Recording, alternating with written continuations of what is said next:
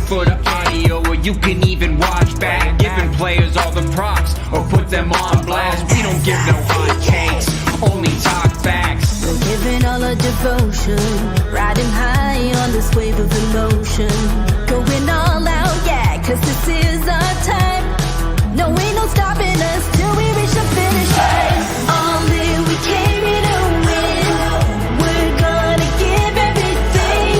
S-I-C-K on the run. S-I-C-K, sick.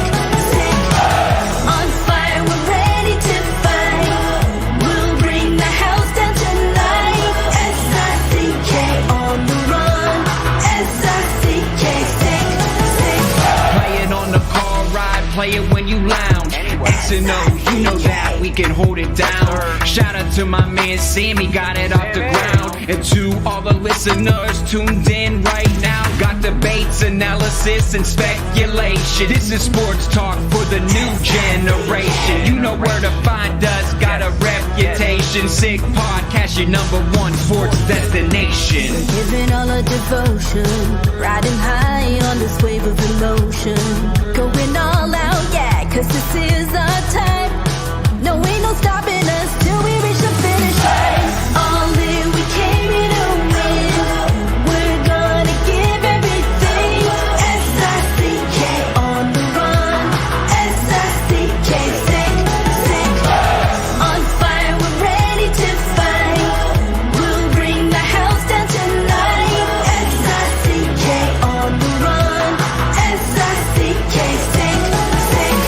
S-I-C-K, it's the sickest podcast. Tune in for the audio, or you can even watch back. Giving players all the props, or put them on blast. We don't give no hot takes, only talk back. S-I-C-K, S-I-C-K, S-I-C-K, S-I-C-K, S-I-C-K, S-I-C-K,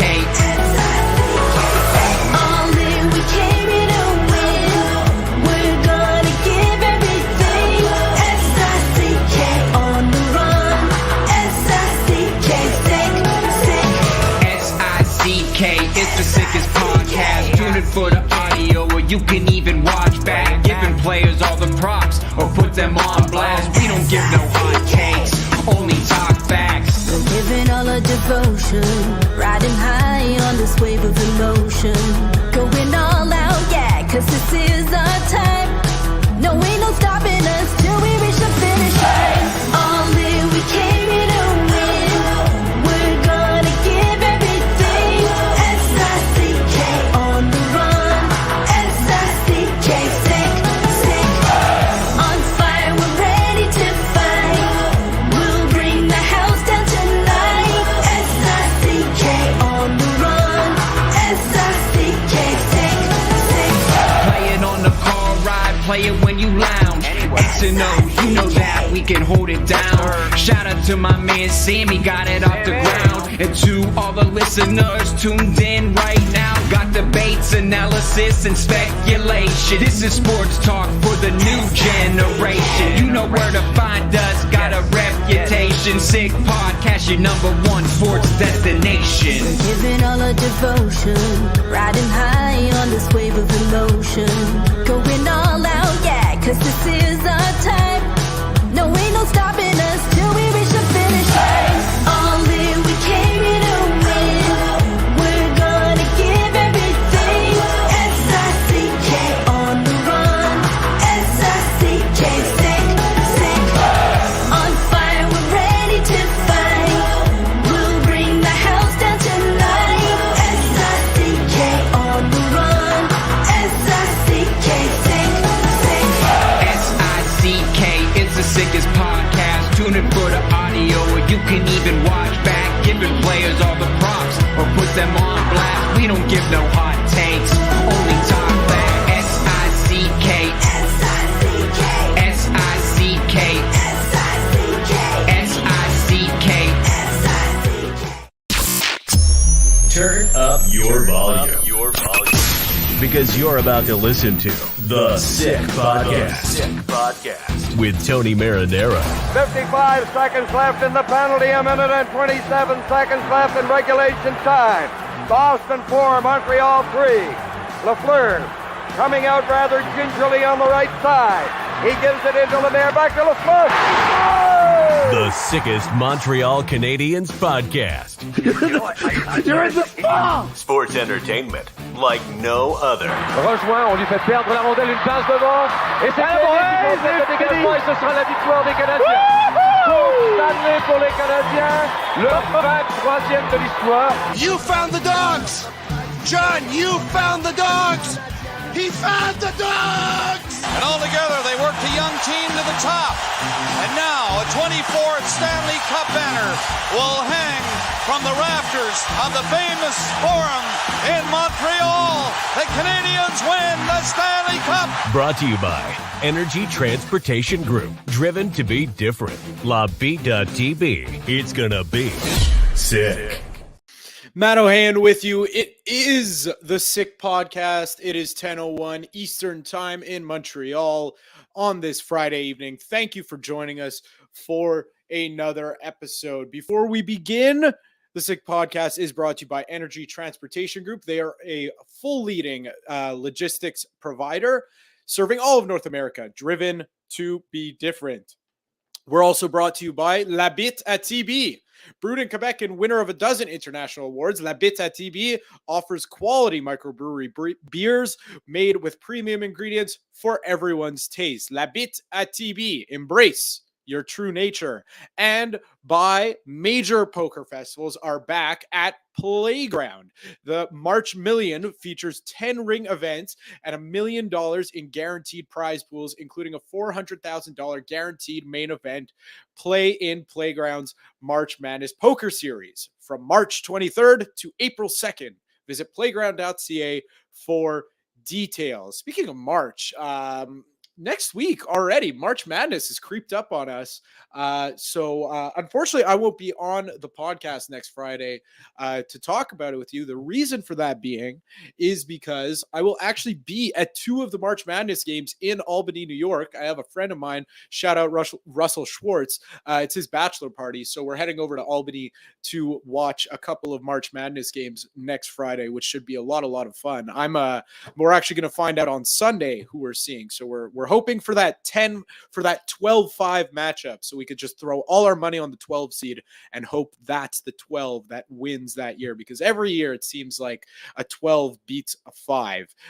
Anyway, some housekeeping to do before we introduce our guests. No, I'm sorry, I don't have the answer to I think it was Gino who asked the question yesterday about LTIR. That there's just too much mathematics and legal stuff involved. I don't have the answer. I'm sorry. I did my research. I couldn't find anything. And that's that. So now that that's out of the way, you know what? Let's jump into it. Our first guest, you know him from Dans les coulisses, Charles-Alexis Brisebois. Charles-Alexis, sorry, not Alexandre. Got confused there for a second. Charles-Alexis Brisebois. Sorry about that. How we doing? It's good. It's going great. You can just call me Charles. Everyone calls me Charles, yeah, exactly. So there's no confusion there. All right, perfect. And you know him from his work on Eyes on the Prize, as well as the Locked On Canadiens podcast. Seems like a semi. Both of you guys are semi-regulars at this point on the Friday night edition of the Sick Podcast. Mr. Scott Matla. Scott, how we doing? I am doing fantastically. It's a snowy but good Friday night here in Buffalo, so happy to be on once again. Yeah, so you know what? In Montreal, we haven't gotten snow in a little bit, and I want to cross my fingers because every time, and I think Charles, you're on the same train. I've lived here my whole life, and I always fall into the trap, and I swore to myself this is the first year it won't happen, where like you get a couple days where it's like 1 or 2 degrees. There's no snow. It starts to melt a little. And then you're like, maybe it's over. And then it's just like mid-April, you're going to get smacked with a 30-centimeter bomb. Yeah, it happens every year. Absolutely. No, go ahead. And I don't know if you have that expression in English, but in French, we say en avril ne te découvre pas d'un fil, which means keep your coat on because there's going to be a snowfall somewhere in April. So, that there's that tradition that, of course, it's going to be respected in a few weeks, of course. We call it Fool Spring in Western New York, where you have that week where in, Fahrenheit, it's 65 degrees. You kind of pack away some of the sweaters, and then you get up one morning to go outside and your car is completely buried and you go, well, that'll teach me. And then you got to dig everything out and everyone's upset and grumpy. And then the week after that, it goes back to being actually spring outside. So you got to redo everything you just did. And that is what we're in for currently here. I'm fingers crossed that this is the last front that we deal with this year. And I know it's not going to be, but I'm hoping and praying at this point. Yeah, it's funny. Scott, I have a question for you. You're in Buffalo. One of my dream is to watch a Bills game during like a big storm. Did you enjoy that? Because I want to live that. Not when it's a surprise, but about it and you just put on snow pants and you put on everything you need to have. Did you enjoy that once in your life or not? So it's funny you say that. Is the game that got rescheduled for Thanksgiving week got moved because there was too much snow. They could not get into the stadium, and they were away during the Christmas snowstorm where everything got shut down. But I went to the playoff game against the Bengals, and it started snowing, and it did not stop. It's one of those moments that you got to experience it. It was one of the coolest things. The Bills got their ass kicked, mind you, in that game. Hell yeah, they did. Yeah. Hell yeah, they did. The actual, the aesthetic of being in that stadium when the snow is falling at just the right amount. It's the big fat snowflakes and it's sun setting. It's perfect. It is, had they won, it'd be even more fun. I cannot recommend it enough. I recommend just going to a game for the hell of it anyways, but that was a completely different experience. Knowing people here, they've gone to the games where like LaShawn McCoy is disappearing in snowbanks run. Oh, yeah. And they're like, people doing the LeBron James are just throwing snow everywhere. And they said it was the most fun they've ever had. So I'll take their word for it. Well, it's funny. So a couple things there. There is something to be said about you could feel and you could almost feel it because you could tell about even if you're at the game, you could tell about the production that the in-game staff are doing and that how cool it's going to look on TV. There's a certain extra buzz when something like that happens. We're talking about Fool's Spring. Okay, this happened to me a couple weeks ago. Don't worry, everyone. We're gonna get to the hockey talk. We got plenty of time for that. But right now we're in weather talk. Welcome to the weather podcast. It was a couple of years ago. I want to say it's pre-COVID now, so we'll call it April 2019. I'm going to a game, to a Canadiens game, and I park downtown outside. And again, when I show up to this game, streets clear, bone dry. And in the forecast, it says it's going to snow, but I'm there's no way. There's no chance. It's +4 right now. The streets are dry. There's not a centimeter of snow on the ground. It's over. They're screwing with us. The game lasts. I walk in right at puck drop. So the game lasts 2 hours and 30 minutes. I step outside. I swear, my car was covered in 3 feet of snow. I had never seen anything like that in my life. I was like, there's no way. There's just no chance that this happened. I get home. Obviously, the garage isn't shoveled. I get stuck. The one place I get stuck, smooth drive home. The one place I get stuck, right at the entrance of the garage. And then two nice people helped me out. And then I promised I would help them out of their spot when I would park my car. Park my car 2 seconds later, step outside to go help them. I'm ready. I'm pumped up. Gone. I was like, wow, these people are like my guardian angels. What? Did this even actually happen? What is happening here?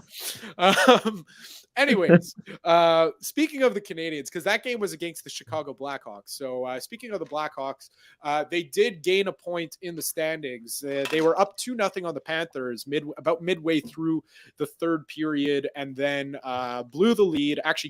Actually fell behind by a goal, and then Chicago tied it up, and then they lost in overtime for those keeping track of the tank standings.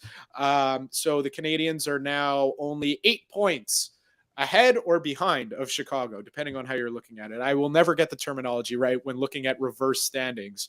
But let's talk about those Canadiens, because they picked up a point last night, and that's the type of game where The later you get into the season and with the amount of bodies that are out, you're kind of thinking to yourself, okay, if you're on the tank train, okay, this is great. This is the time where, it's post-trade deadline, reality sets in, and the teams that they're playing against great teams in the Carolina Hurricanes, New York Rangers. Tomorrow they got the Devils. You would think that reality sets in. These teams have just, put the finishing touches on their rosters. They're ready to go, and they're going to take the Canadiens to the cleaners.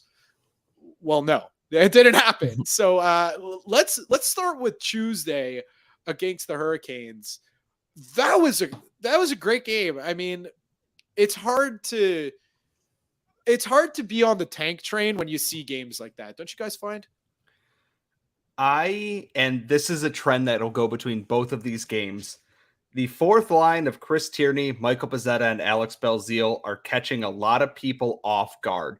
They are not the most skilled. They are not the best line on this team, but they are playing like their careers depend upon it, and they probably are at this point. Alex Belzile is on a 3-game goal streak right now. At the NHL level, at the AHL level, that's cool. That's great. They're all playing their best hockey, and it's not flashy. It's all little simple things.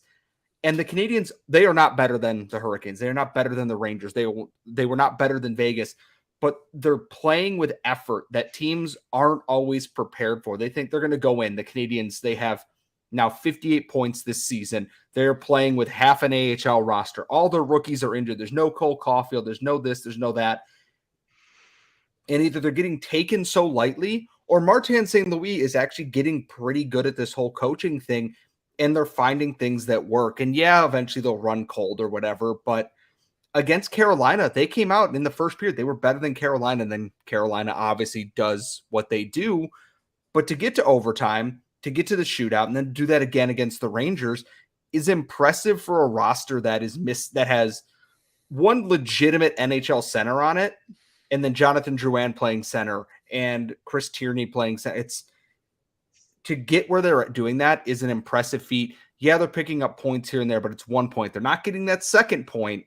They're 2 points out of the top 5 odds for the lottery right now. And Arizona's schedule is the 21st strongest for the rest of the year. The Canadiens is the 3rd most difficult. I'll take 4-3 games if they play like they have been with effort and heart, and they're not just folding in on themselves. That make the games watchable, and that's what they're doing, especially against Carolina and New York, who are, like I said, are loaded up for the playoffs at this point.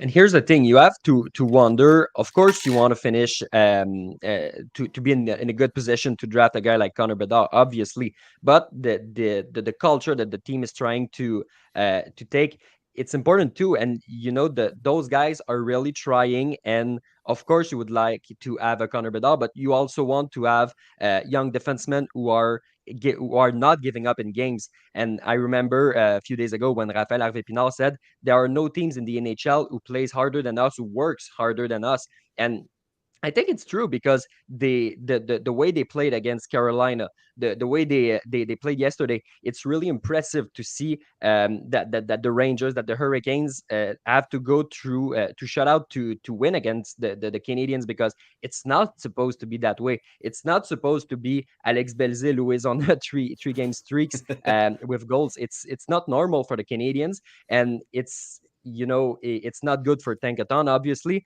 but it's good to watch for the fans, because let's remember last year, before Dominique Duchamp was fired, it was really, really, really hard to watch those games, and the guys were not evolving during the game. So right now we can see a progression. We can see that there are standards in Montreal once again, and right now I think it's a great news. And yeah, if they pick up a point here and there because they push a game in overtime, okay, it's okay. You just need to take it.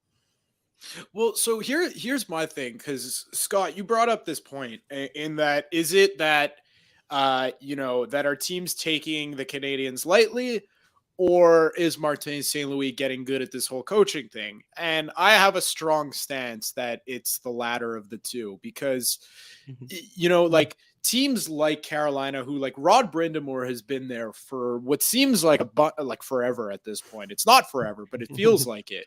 And, you know, you look at a team like the Rangers, these guys, like their coaching staff, they've been there. You know, like they know what it is to be in the playoffs, and they know what it is to not take opponents lightly. And, you know, they have, you know, word travels around the NHL, and, you know, they have scouting teams that, you know, they have video on the Canadiens. They got to know what this team is going to bring. And it may be a case of, you know, it's just you know, it's a cold Thursday night in Montreal. It's a cold Tuesday night in Montreal. Like, let's just get in, get out. That could be the case. But the fact is, when the game starts, you know, you're flicking a switch as an athlete, and you're going to go out there and you're going to try to win. So where I stand is that Martin St. Louis is getting very good at this thing. And I mean, it's easy. Here's the thing though, that we talked about it a little bit last night, Tony and I, was that it's easy to do this now because frankly, you could try whatever the hell you want. You know, like if the season's on the line, like last night, I doubt, no matter how hard they worked, I doubt we're seeing, you know, Rem Pitlick and Alex Belzil in the shootout if you need that extra point really badly. That's just the matter. That's just the state of affairs right now, that they could do basically anything. And it's nice to reward hard work, and it's nice to be throwing flowers for hard work. But there will come a point in time where, you know, they're going to have to compete and compete for, you know, actual tangible achievements in playoff spots and whatnot. My question is, it may be too early to ask this question, but since we're talking about continuity and building a culture, is Martin St. Louis going to be that guy that can squeeze that extra juice out of all those guys? Like Nick Suzuki, he's been playing great, and I don't care what anyone says about his slump in the middle of the season. I think he's been playing great. He's been consistent all year in that he's a stabilizing force whenever he's on the ice. He always does the responsible thing on the offensive and defensive side of the ice. And let's call him, you know, a 70-point player with a healthy Cole Caulfield. Can he squeeze an extra 10 points out of him? Because, you know, these guys are very young. The progression, you'd have to expect that they're going to get better.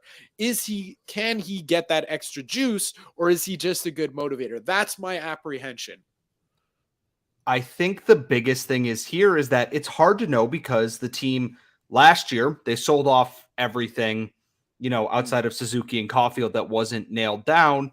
Okay, he got him over the finish line. They looked somewhat respectable getting there. This year, he got Kirby Dach was on pace for a career year, now out indefinitely. Cole Caulfield pacing for 40 goals, out indefinitely. Nick Suzuki on pace for another strong year there. Even Josh Anderson and like Mike Hoffman have come on as of late to be better. He's getting a lot out of that fourth line there. And yes, some of that is motivation, but the way that he coaches is that it's for effort and for trying things. He's not going to punish guys for trying to make plays. And that's what you need in a modern era, especially with these young guys who have the skill to do that.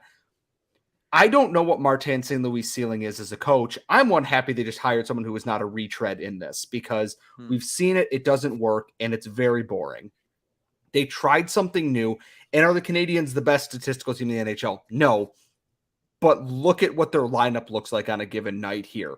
They did it with all these young guys, and you're seeing forward steps here. And that's why even if they don't get that top pick, you've seen progress from guys who are going to be your pillars there that make me think Martin St. Louis and the player development staff, when there's more players coming in, when your Emil Heinemans are coming in who need polishing to their game, there's Sean Farrells, there's Logan Mayus who need polishing to their game to take that next step. They have the skills to do that. And it's not just Martin St. Louis. I think he's going to be a big piece of that, putting them in the right spots, but also the other staff around them to get the most out of these guys. And everything, if it goes to plan, they are going to make that next step. I don't know how soon that big jump is from we're fringe playoff team, kind of like the Sabres are now, to we are a legitimate contender. You have to take us seriously. But if the progress keeps building like it has, it can't be so far off at this point. And I think Martin St. Louis does deserve his flowers for that. He's making, you know, chicken salad out of chicken crap most nights here. And it's a commendable work for a guy who was coaching under like 13 hockey in Vermont, like, and now he's coaching this Canadiens team. They're not good, but they're not supposed to be. And he's still getting this effort and intensity out of them. And that says a lot about how players want to play for this coach. And you can tell that in the way they play too. And I remember a sentence that Martin St. Louis said the first day that he was here. He said, I told my players there's no one in that room that I can't relate, because I was a guy who was on the fourth line and on the verge of being sent down. I was on the third line. I was on the top six. I was an all-star. And I think you can apply that to the fact that he played for very bad teams. When he arrived in Tampa Bay, it was not a good team, and he played for a Stanley Cup. So he knows how to react when the team is bad. He knows how to react, how the team is good, and he made a Stanley Cup apparition with the New York Rangers too a few years ago. So he knows how to connect with his player on that way. And you also talked about the fact that there are other guys too. We can shed some light on a guy like Stéphane Robida, who has a lot of rookies on his hand every day, and he still managed to make sure that the defensive core is quite good. Of course, there are guys like David Savard and Mike Madison who helps, but clearly the young guys are here to stay, and they're very good at what they're doing. You can talk about the development core. There are a lot of good things in Montreal, and I think Martin St. Louis, he has the chance to prove that he can be that guy for the next step. And we don't know what it's going to look like because he never coached in that situation, but let's see. That's the only thing we can do. So I know it's a let's see, but we're in the business of overreacting and making predictions. But I just want to. It's something I'm so intrigued by because you see the Bruins forever. Who was it there? It was there was Claude Julien. Then I believe there wasn't a buffer between Claude Julien and Bruce Cassidy. And then Exactly. Bruce Cassidy did a fantastic job, but then he just couldn't get him over that hump.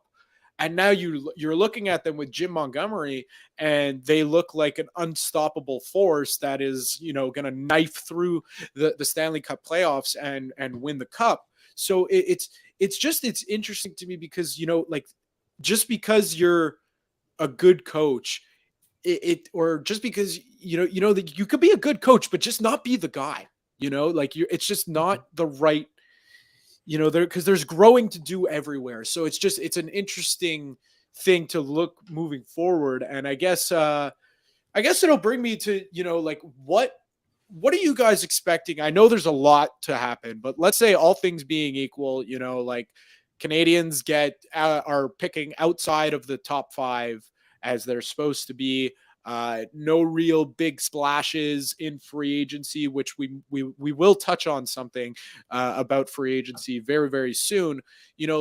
What does next season look like? Is next season where it's like, okay, we need to start, going from being a 60-point team to a 70, 80-point team? Or is it, we're still in the midst of clearing up the mess of a contract situation that the Canadiens are in. And, we're going to let this ride and basically have a repeat of this season. I think for the Canadiens, I look at the Sabres this year. Their young talent has come to roost a little bit. Dahlin is having a truly breakout season here. You're getting good efforts from your Jack Quinns and your Peyton Krebs, and you've got more picks coming in here. They're just missing some of those polished pieces. They're waiting on, I assume, Devin Levi to be that next guy up there in goal to help get them there, but they're pacing and pushing for a playoff spot there. I'm not saying the Canadiens are going to be that last team eliminated 2 days from the end of the year, but they're going to be that, 13, 14, 15 should be what your goal is. If everyone is healthy, God forbid, you have Caulfield, you have Doc, you have Armia will be back at this point. You have whoever they draft potentially in the top 5 this year. You're adding more prospects to that, and you're letting some graduate from the Rocket, like Jesse Ylonen and Raphael Harvey-Pinard are coming up to this team here, and you're restocking there. Your goal should be you want to make a good run. You want to finish closer to 500 than below it. You want to have a winning record next year, and then we want to be a playoff team the year after that. I think you're at least 2 years away from being a playoff team. And at the same time, we're going to let more of these prospects develop in the AHL because then these veterans, the Josh Andersons, the Brendan Gallaghers, the Joel Edmondsons, the David Savards, their contracts are going to run out. They're going to be traded. And then your young guys step up in there, and you follow the Tampa Bay system where you're constantly replenishing with your own assets. You're not trading away picks all the time until you're 100% sure. Next year, they want to be, above 500. They want a winning record next year. Probably not going to be a playoff team unless something crazy happens, which who knows, stranger things have happened. And then the year after that, they should definitely be a playoff team at that point in the rebuild, assuming everything goes to plan here and they don't completely botch this upcoming NHL draft. The way I see it, I always thought because of the contracts in Montreal, because of the 2023 draft, which is going to be really insane. I have the feeling that Gordon and Hughes always wanted to go down from when they arrived, and the end of the year is going to be the end of the barrel. And after that, I don't know how fast they're going to go up, but I have the feeling that they want to improve. I'm not sure that during the offseason, they're going to have a lot of moves that I absolutely want to take a bad contract because I want a first pick. Maybe they're just going to try to win a little bit more and rely on the fact that all of the kids that we were talking about who are on their first year now, next year, they're going to have a little bit more experience. They're going to have 82 more games, not 82 because they're all injured, but they're all going to have a little bit more games behind their belt to make sure to try to improve and to try to maybe reach that 500 mark, whatever the expectations are going to be. But I feel that Martin St. Louis, when going to ask the question in September or October, is going to say, I don't have an expectation set clearly. I just want to improve. I think he's going to give the same answer, but probably that in his head, the expectations are going to be higher because of the experience and because of the culture that is set in Montreal right now. I think that's a good point. And, I think the thing that always sticks out in my head, and again, you could ask all my friends, I'm like the number one hater of the what if game, especially, but mostly when it's on the winning side of things. So, what if, Joseph Osai doesn't hit Patrick Mahomes when he's already out of bounds, and what happens then? Are the Chiefs still Super Bowl champ? That's the one side of what ifs I don't like. Here's the interesting side of what ifs. What if, after the Canadiens run to the Stanley Cup final, Marc Bergevin, let's call all things being equal. Right after that Stanley Cup run, Marc Bergevin gets fired and Dominic Ducharme gets fired. So everything that happened, but at a 6 months before it did kind of thing. And Martin St. Louis is brought in right at the beginning. He's there for training camp of last year. And Kent Hughes, Jeff Gorton are in for as of training camp for last year. That means he has 2 full seasons under his belt and 2 full seasons of, okay, we're going to lose. And that's just what it's going to be, and everyone's okay with it. Is there going to be with what they're doing right now? Because here's where it connects to the right now is what they're doing right now kind of accelerating, expectations a little bit. I feel like a little bit of it is because you would say, because we're throwing flowers Martin St. Louis way, and deservedly so, I might add, that he's been able to get all of this out of, for the lack of a better term, and with all due respect, an AHL roster. He's able to make them compete like this. So logic would dictate that he's able to get an average NHL roster to, take that a step further. So if everyone's healthy, I don't know. I feel like expectations are being accelerated a little bit. And I feel like, people need to pump the brakes on maybe, the Canadiens are going to be not a very good team again next year. That's where I'm leaning towards, because again, it's like you said, Scott, they're going to be aiming to be over 500, probably not going to make the playoffs. But I don't know. I feel like, we saw a fully healthy team this year at one point, as crazy as that sounds because of all the injuries. Are expectations being accelerated too much? I think they're right in line. And to answer your what if question, if Dominique Ducharme is fired, I don't think we see Cole Caulfield's slump that was as bad as it was, and that whole weird sending him down to the AHL, then immediately recalling him kind of nonsense that happened here.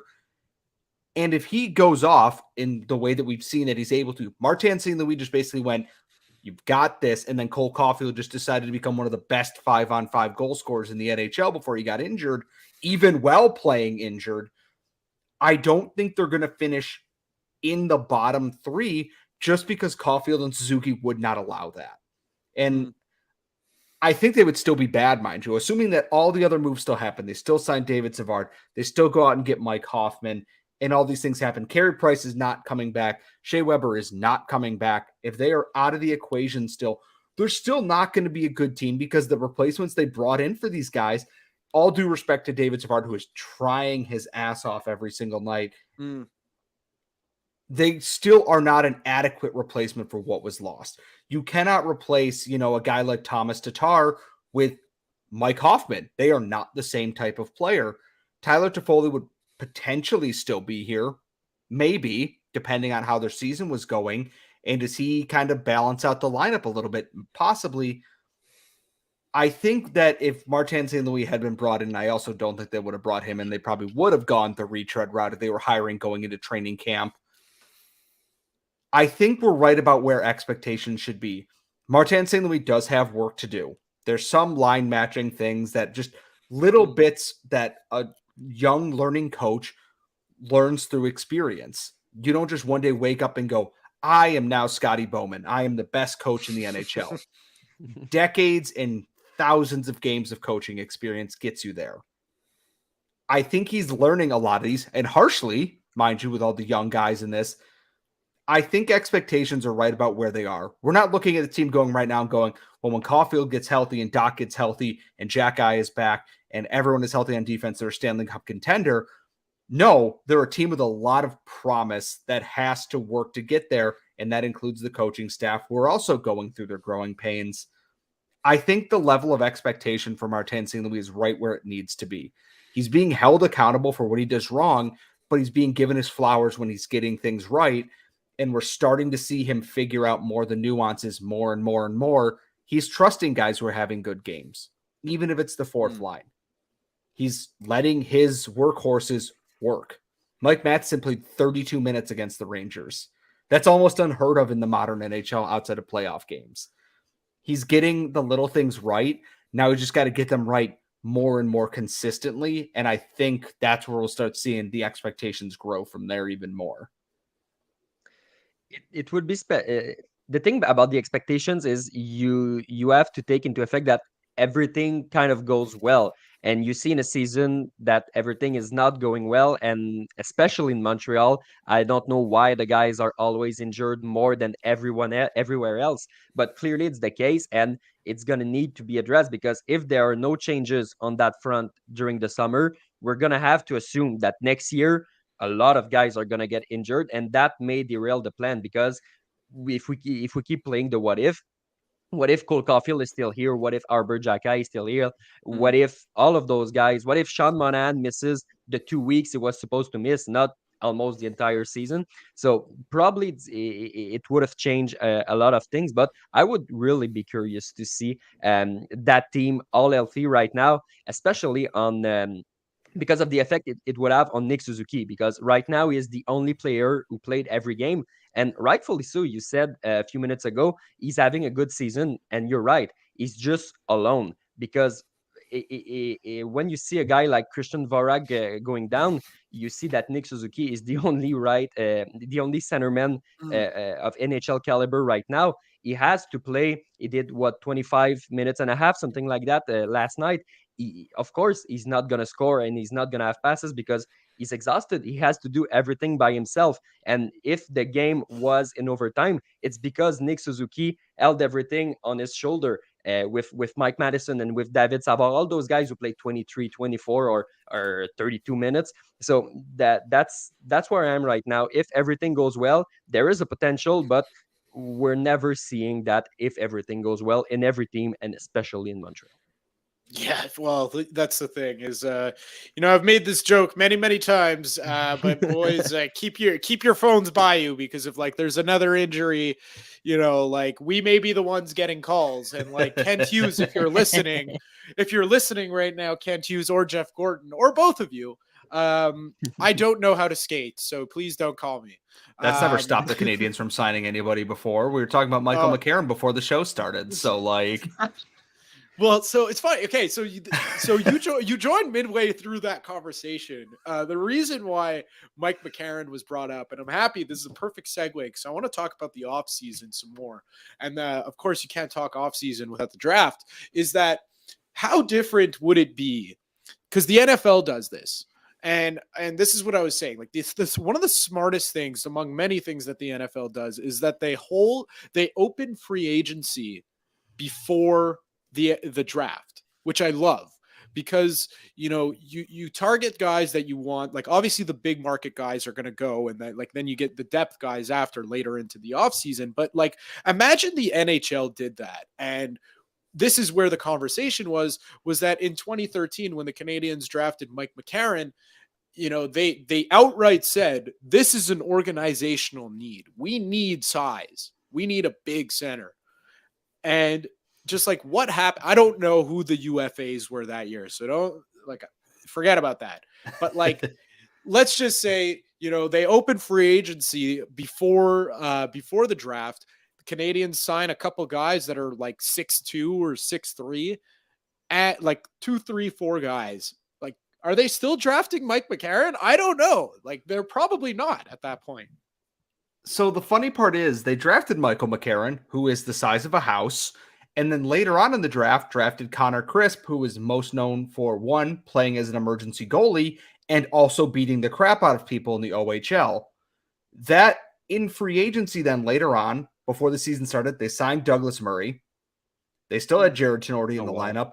And then they also signed George Peros, because that went into the 2013-2014 season. As we all know, George Peros, unceremoniously got himself knocked out on opening night in a fight with Cole Knorr.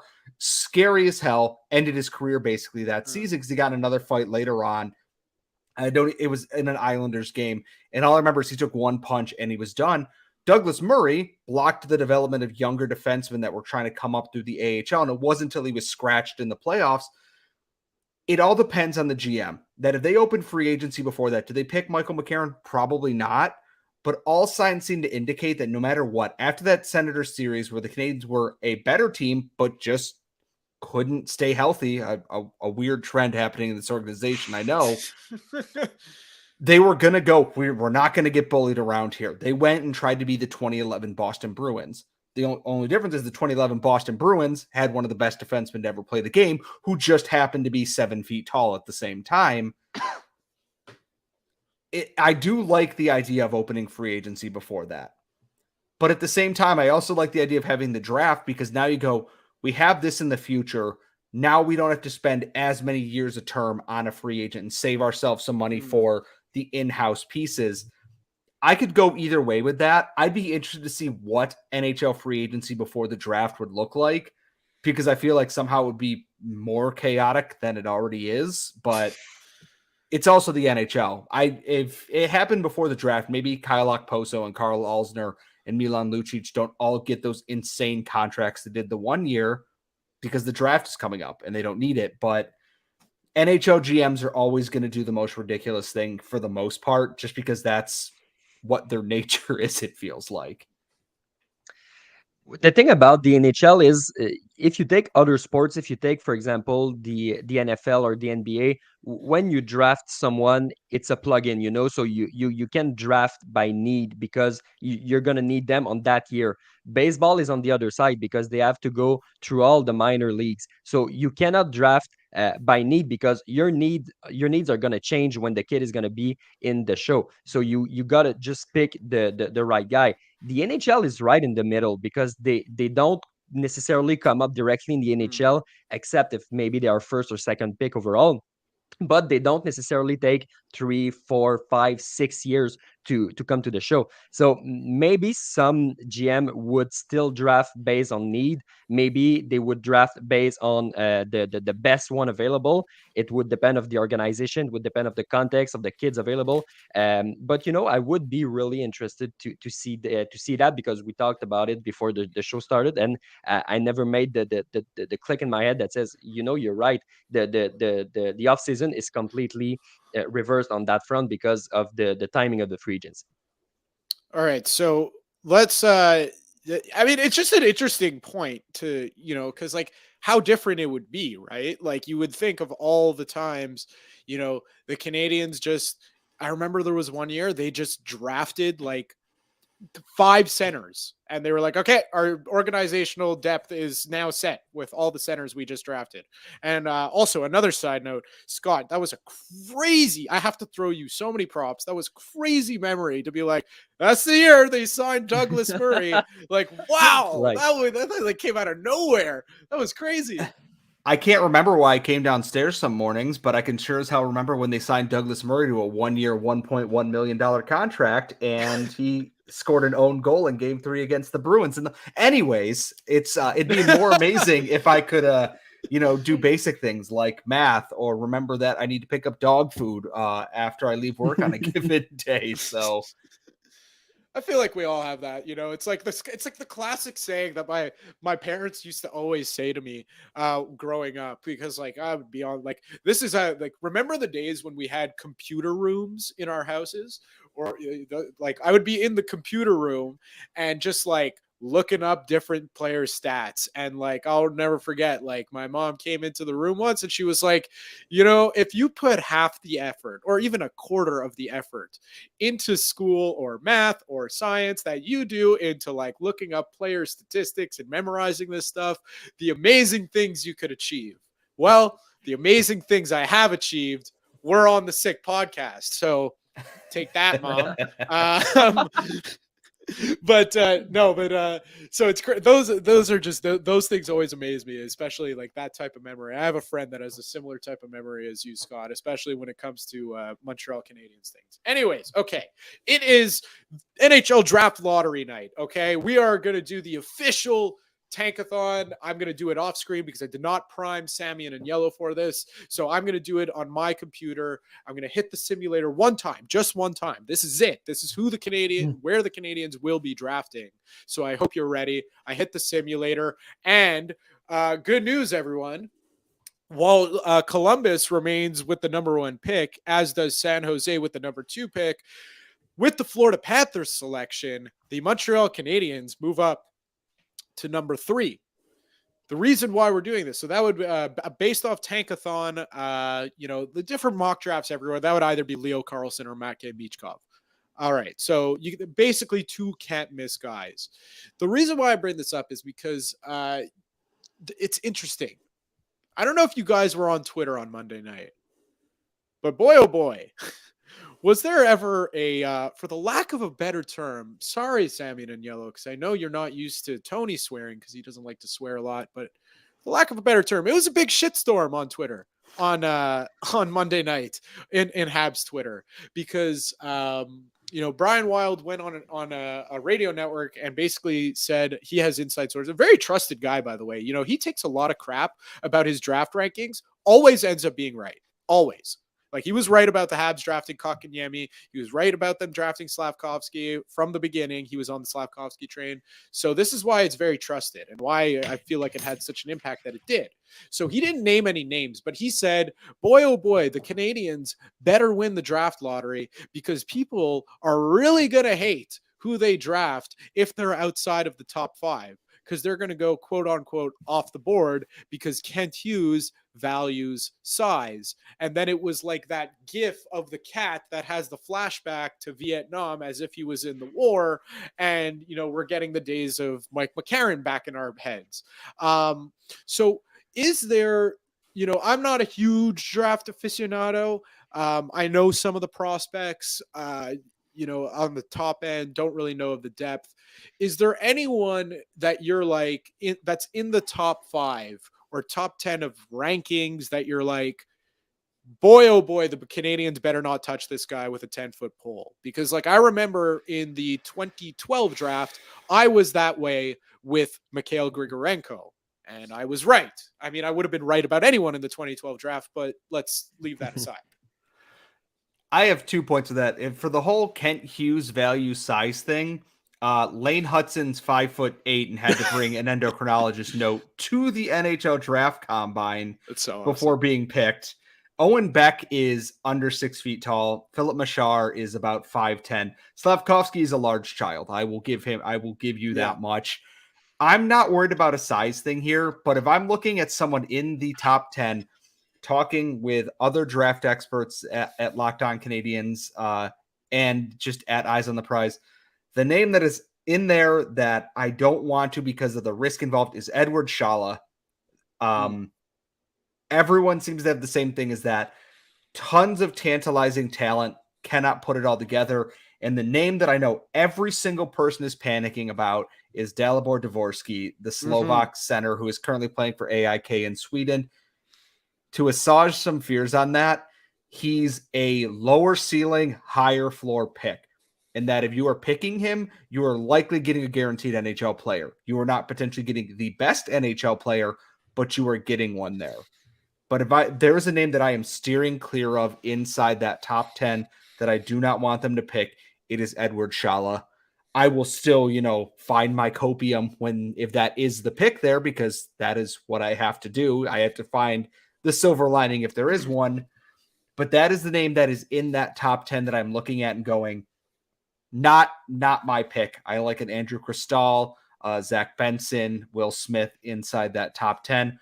Dvorsky for me would be a reach, but I could also understand it. But Shala is the name that I'm looking at and going, not my pick. Please, no, thank you. Not at 7th, or not in that top 10 spot right away.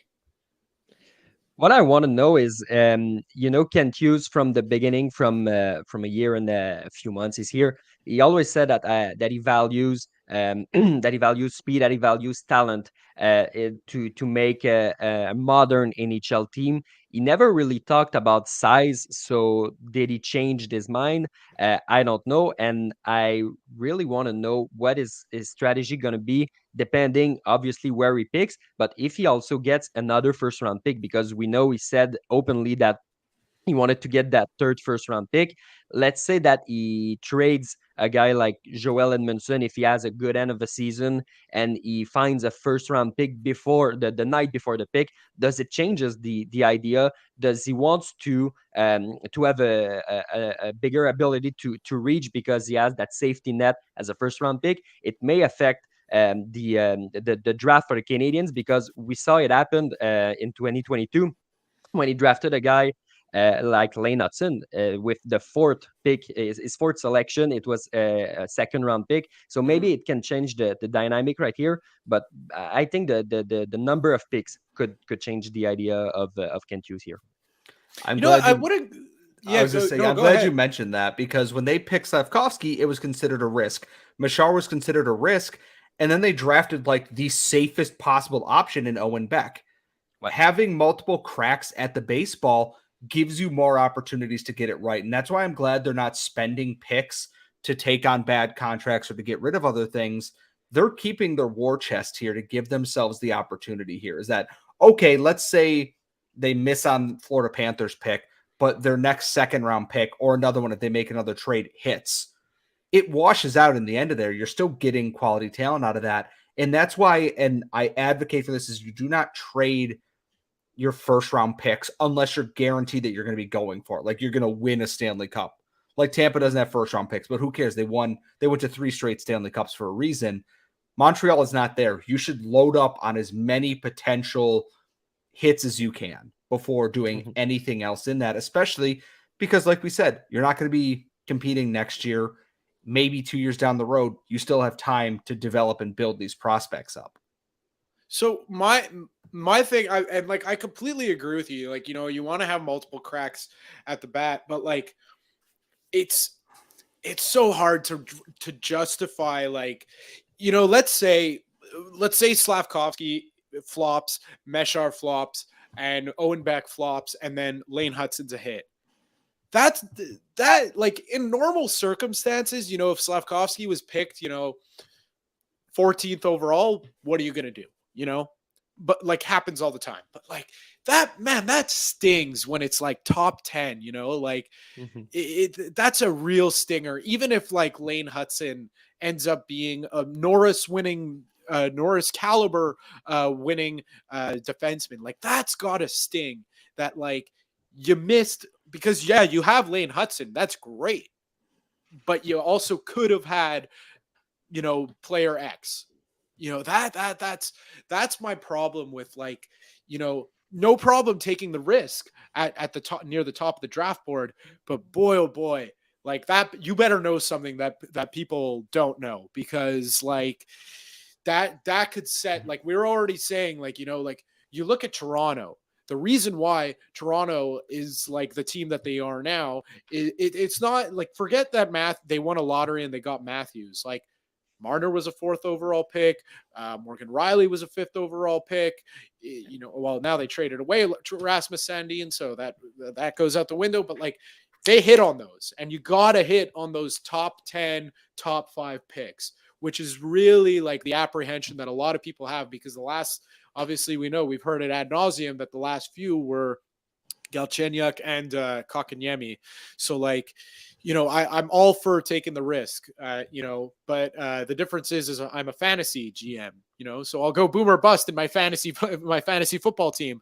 Going boom or bust in the NHL draft when you're the head of you're making the decisions on $1 billion organization, and you're going to have pitchforks after you if you didn't hit on them. That's got to take a big set of a set of big ones, because that's just yikes. I don't even want to think of what would happen if the Canadiens whiffed on this pick, and potentially that means 2, because they got 2. But Charles, I want to bring something up that you brought up, which is that 3rd first-round pick.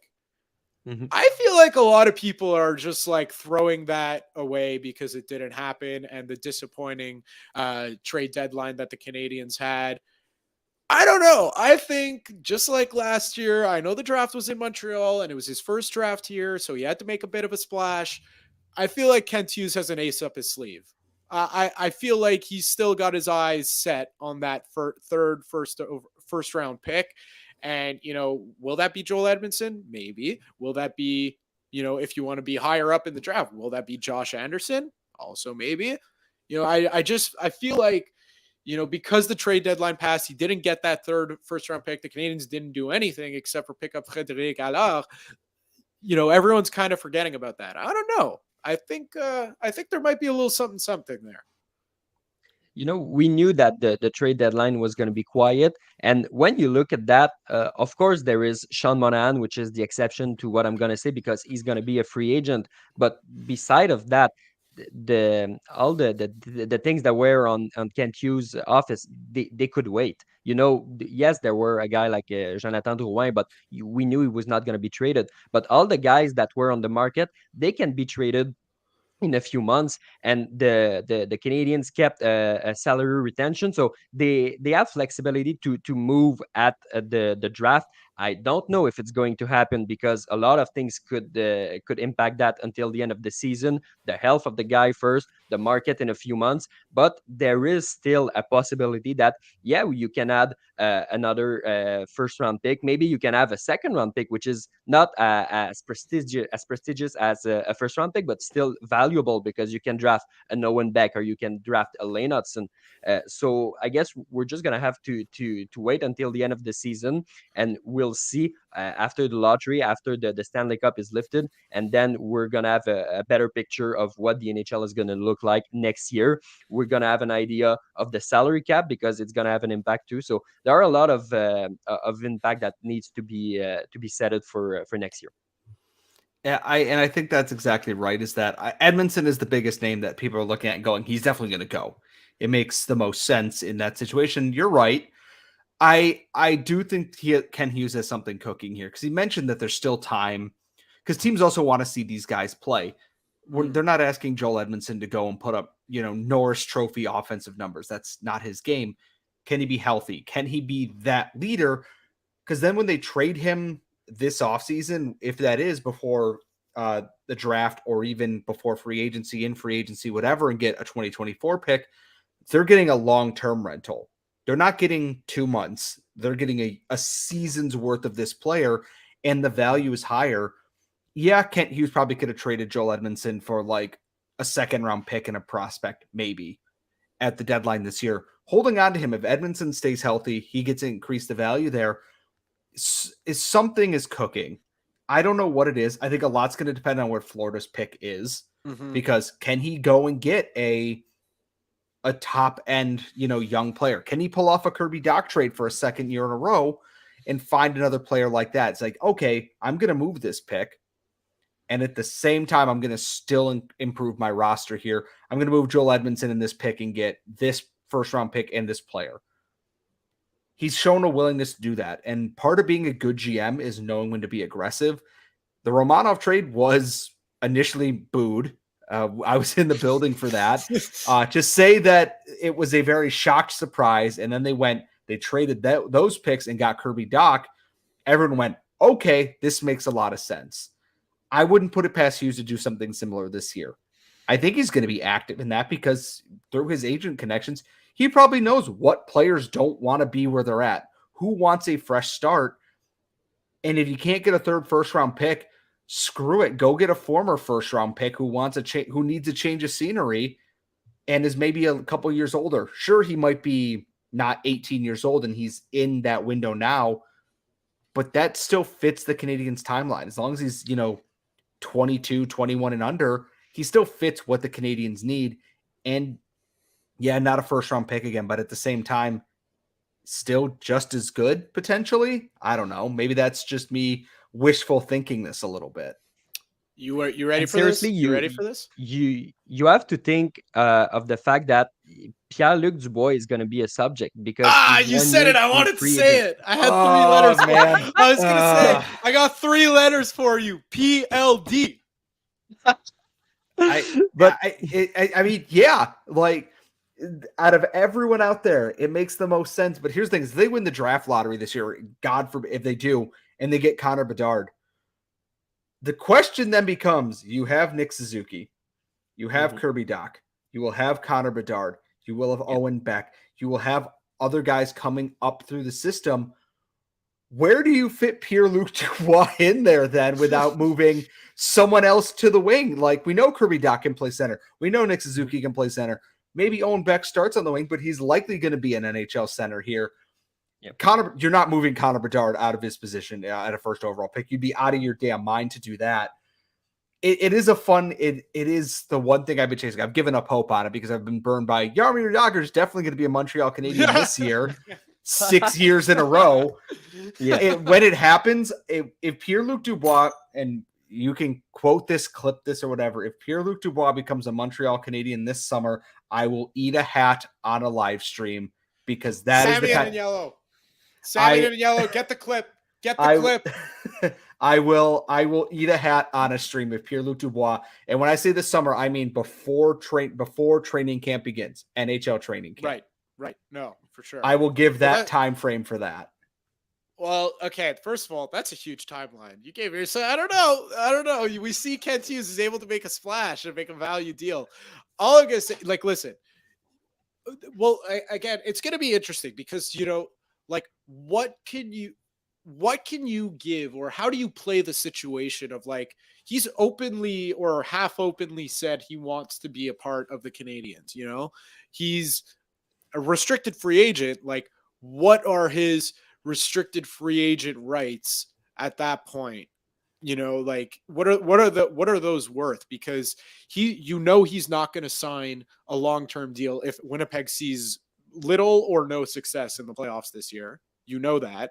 And if you're going to sign him to a 1 or 2 year deal, you're probably going to end up losing him for way more than whatever you could get for him this summer. So I don't know. I think that's a pretty bold bet of you to make, Scott, to eat a hat if he gets moved to the Canadiens, because I think it's well within the realm of possibilities. I just look at this and I go, one, the Patrick Kane situation kind of laid things out a little bit here, is that I only want to go here. We now know that he only wants to go to one place. The value there is in the toilet. Yeah, he's still got value, mind you, but now he's on was this his second team now that he's kind of just been like, well, I don't really feel it here.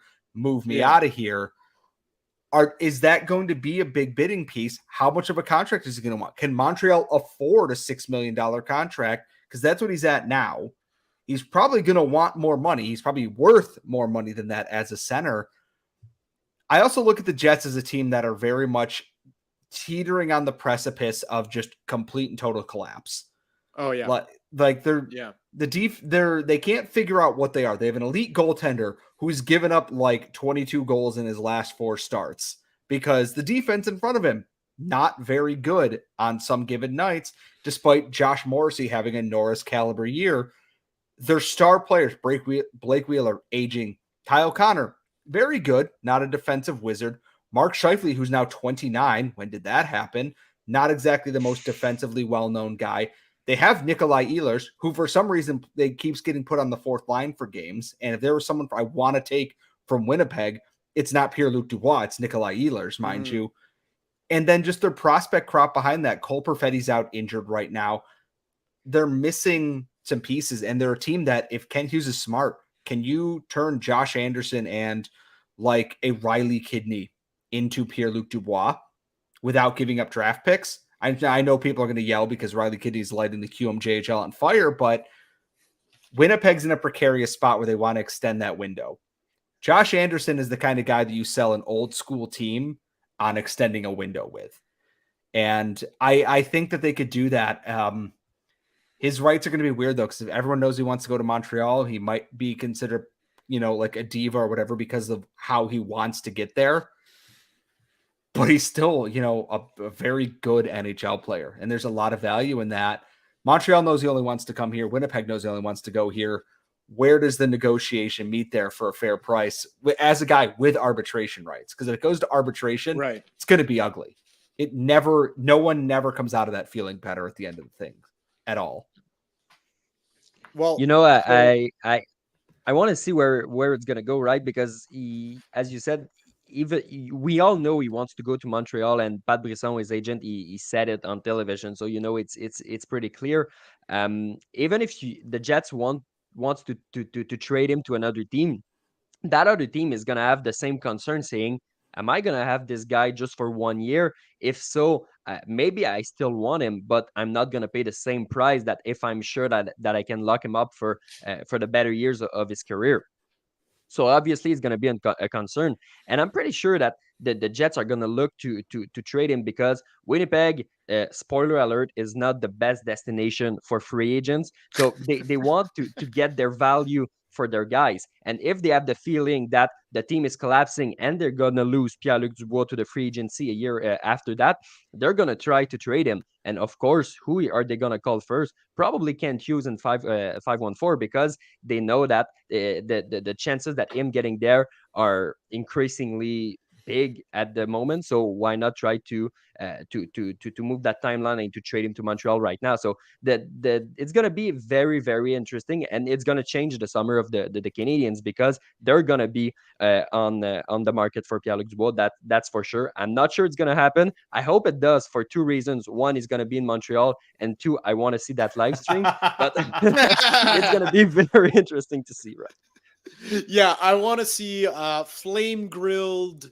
barbecue dipped hat served on a nice platter. Are you going to cut it up into pieces? Or are you just going to attack it like a chicken wing? I don't know. I'll leave it up to you because we're going to do it. We're going to manifest Pierre-Luc Dubois to Montreal. It's going to be Florida's first round pick. Should it not be a lottery pick? And, maybe 2 of the A-level prospects. That's what it's going to be. I'm telling you, that's what it's going to be. Maybe, throw in, I don't know why they would want Joel Edmondson because, if you, he's from the province. That's why. Well, that's why they want him. Here's the thing though. If you're throwing in the towel on Pierre-Luc Dubois, you're kind of basically waving the white flag saying, like you said, they're teetering on the edge of a collapse. You just you just toppled the whole thing over if you trade Pierre-Luc Dubois. He's such an integral part of that team.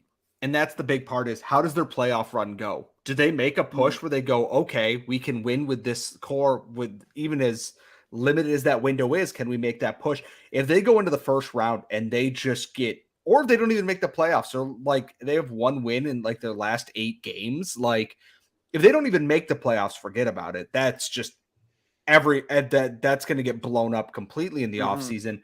But if they make it in and they make some noise there, and especially if Pierre-Luc Dubois plays well, everything always changes. Winning changes everything. But if they go in there and they should have beaten the Canadiens, all things considered, probably in that bubble series. Toronto should have beaten them in that too, and they didn't. They didn't even come close. They should have blown it up then because clearly it wasn't working. And then they had that offseason where they stripped Blake Wheeler and everyone's unhappy. And Paul Maurice just quits mid-season, which was long overdue anyways. Winning fixes a lot of things. If they go in the playoffs and they make a deep push, I think that increases the odds that Pierre-Luc Dubois stays, even if it's like for another 2 years. And then we get to do this again in 2 years, again, minus the hat eating potentially. But if they go in that first round and they play whoever the hell, one of the top teams in the West, it doesn't matter because the East is winning the cup anyways, and they just get blown up in 4 to 5 games, forget it. No, anyone who's a UFA or wants to leave is going to go. And that's going to change so much. I mean, listen, this is a team who I just ran the numbers. Because I knew this stat, I just didn't know how many games they had played. They've played 13 games since February 11th. I believe that was either was that the All-Star break or that must have been the All-Star break. Was at the end of January plus a bye week. That makes sense. They've played 13 games since the beginning of February. Their game started on their first game back from January to February was February 11th. They've won 4. So coming up next, they have, some tough teams. They got Florida, who's making a push now. They have Tampa, they have Carolina, then they have Boston. Things don't get any easier for this Winnipeg team. So, if I'm a Canadiens fan, I'm hoping for this thing to go up in flames, because if it goes up in flames, Pierre-Luc Dubois is the first domino of many to fall. And that is it seems like he's very old because, he's been around. He's on his second team, as he said. Guy's 24 years old, a Quebec-born centerman that is huge, can score. He's basically Josh Anderson from Montreal if Josh Anderson was a center. What more could you want? Anyways, that's all the time we got.